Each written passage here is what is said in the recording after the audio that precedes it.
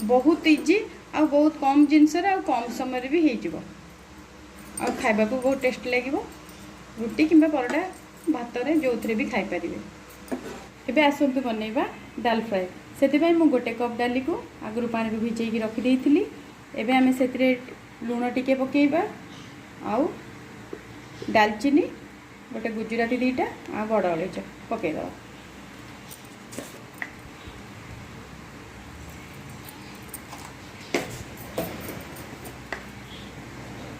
Half चामच भी कम टिके हल्दी देदेबा।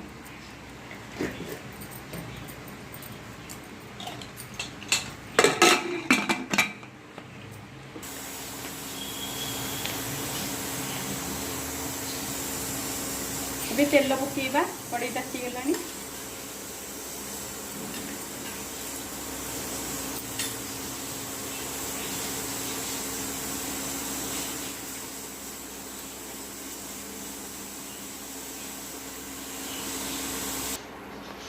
से जीरा पकईदबा कटा पियाज मु छोट छोट दीटा कटा पियाज नहीं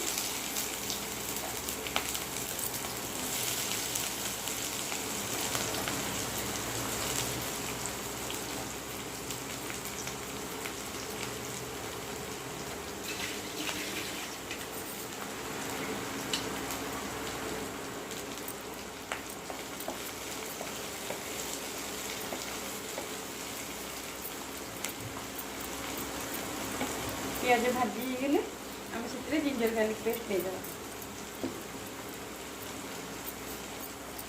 बहुत इजी आ जल्दी हम थे ट्राए करूँ निश्चित भल लगे समस्ते करुवे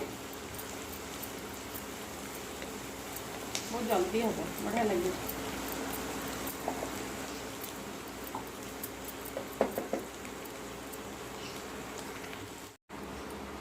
कंचा लंका दीटा पकईदे मुझे भूल जाइए।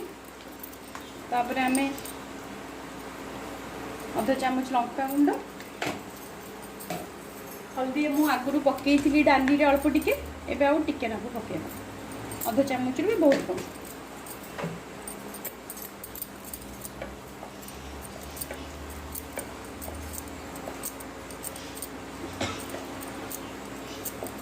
तापर आम जिंजर गार्लिक पेस्ट देदेबा 2 बड़ चामच।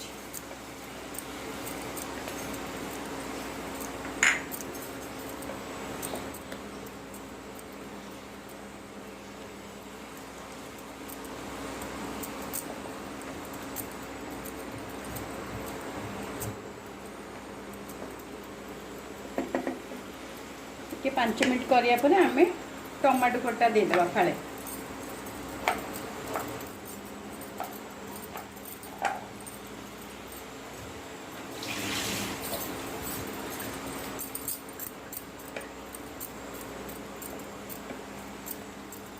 टिके मसला लुण भी पकईदे जल्दी मसलाटा हो अल्प टिके मु डाली पकई थी एबे आउ टिके नाकु डाल मसला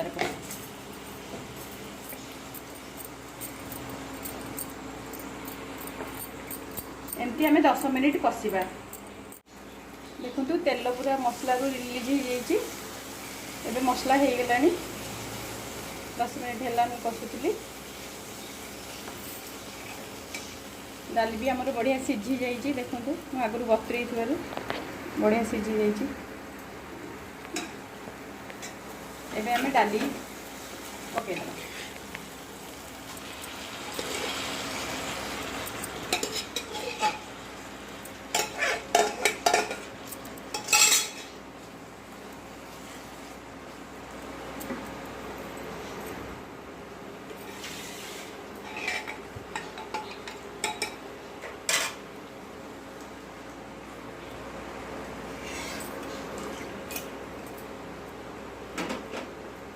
5 रखा टेक्सचरटा 5 मिनट छाड़दबा फुटिया डाली रे भलसे मिसी जाओ मसलाटा। 5 मिनट हो गला देखिए देखो प्रस्तुत हो गला।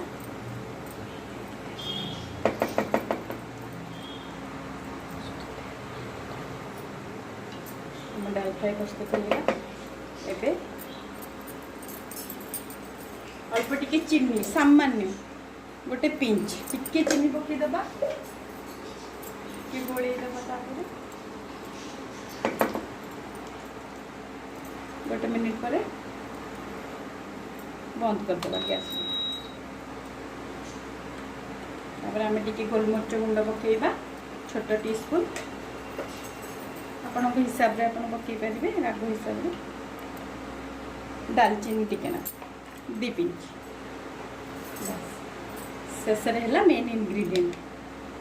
आप निश्चिंत जदि भल लगे आपको पकेबे गुआ घी गोटे छोट चामच निश्चिंत पकेबे। बहुत बढ़िया स्मेल एनहांस हम बहुत बढ़िया टेस्ट लगे डाल फ्राए। मोटाल प्रस्तुत डाल फ्राए आमर तैयारी हो गला। एथे कटा धनिया थिले पकेबे मो पाखे एबे नाही मो पकई पानी बहुत ही बढ़िया लगे।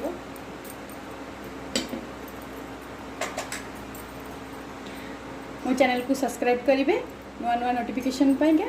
आ केमती लगे डाल फ्राए मत निश्चित जनइबे। जय जगन्नाथ।